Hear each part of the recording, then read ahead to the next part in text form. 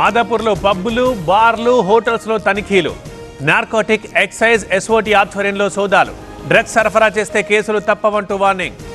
మరింత మెరుగ్గా ఎన్టీఆర్ వైద్య సేవ 108, 104 సేవలకు సింగిల్ సర్వీస్ ప్రొవైడర్. వైద్యారోగ్య శాఖపై సమీక్షలో బాబు.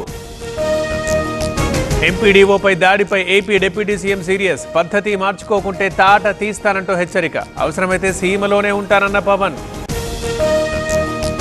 అమరావతిని వైసీపీ నాశనం చేసింది. 5 ఏళ్లలో రియల్ ఎస్టేట్ పడిపోయింది. రాజధాని పనులు వేగవంతం చేస్తామన్న నారాయణ. ఎక్కడికి పారిపోలేదు. సోషల్ మీడియాలో దుష్ప్రచారం చేస్తున్నారు. గోదాంలో మాయమైన బియ్యానికి డబ్బు చెల్లించాం. వివరణ ఇచ్చిన మాజీ మంత్రి పేర్ని నానివి కట్టుకథలన్న కొల్లు రవీంద్ర. భార్య పేరుపై గోడౌన్ పెట్టి దొంగ పనులు చేశారు. చట్టం తన పని తాను చేసుకుపోతుందన్న మంత్రి. రేపు తెలంగాణ అసెంబ్లీ ఒకరోజు సమావేశం. మాజీ ప్రధాని మన్మోహన్ సింగ్కి నివాళి. సంతాప తీర్మానం ప్రవేశపెట్టనున్న సీఎం రేవంత్. నొప్పి మాయం, సర్జరీ దూరం. మోకాలు మరియు నడుము నొప్పులను ఇకపై భరించాల్సిన అవసరం లేదు. ఆపరేషన్ లేకుండా అత్యాధునిక చికిత్స. Indo British advanced pain clinic. అధునాతన సాంకేతికతతో ఇప్పుడు బంజారా హిల్స్ తో పాటు మదీనాగూడలో. ఫార్ములా ఈ కార్ రేసులో కేటీఆర్కి ఈడీ నోటీసులు. వచ్చే నెల 7న విచారణకు హాజరు కావాలంటూ సమన్లు.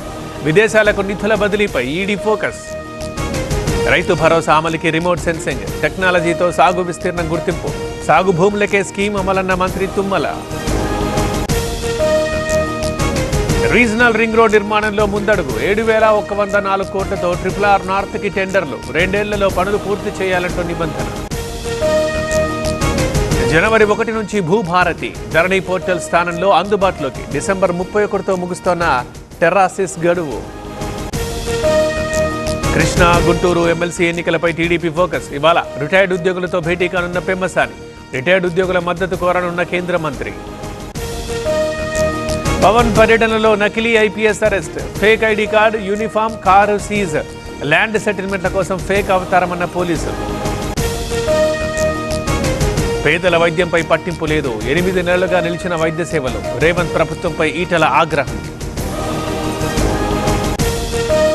వైసీపీ నేతలు కోట్ల రూపాయల్ని పక్కదారి పట్టించారు. ఆధారాలతో సహా వస్తా, మీరు రెడీయా? పిల్లి బోస్కి మంత్రి వాసంశెట్టి సవాల్. తిరుమలలో కొనసాగుతోన్న భక్తుల రద్దీ. శ్రీవారి సర్వదర్శనానికి 20 గంటల టైం. నిన్న శ్రీవారిని దర్శించుకున్న 78,000 మంది భక్తులు. శ్రీశైలంలో పెరిగిన భక్తుల రద్దీ. మల్లన్న దర్శనానికి 5 గంటల సమయం. భక్తుల కోసం ప్రత్యేక ఏర్పాట్లు.